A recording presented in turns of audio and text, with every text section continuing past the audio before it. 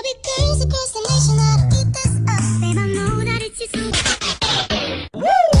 Love, love, love, love. Yan naman yung may final say. Second, ako personally, I believe, being a former soldier and a former head of state, entitled naman talaga siya malibing doon.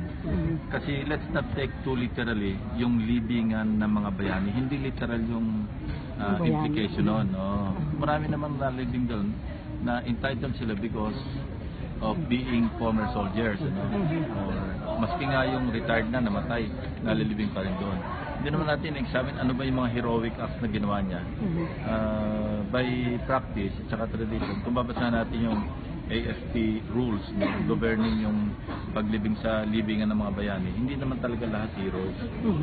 So parang binibigyan lang, inaccord lang ng ganong respeto o parang yung honor na malibing sa libingan ng mga bayani dahil nga nakapagsilbi ka bilang isang kawal o bilang isang former head of state. Pero divisive issue yan sa tingin niyo, sir? Well, divisive issue kasi hindi matapos-tapos kasi hindi nga binibigyan ng closure.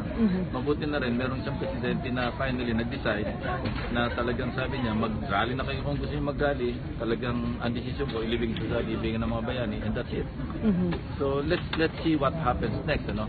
Pagka na-i-implement na yung paglibing sa kanya, magkakaroon ba ng destabilization, magkakaroon ba ng magiging mas divisive ba yung issue na yon or hindi?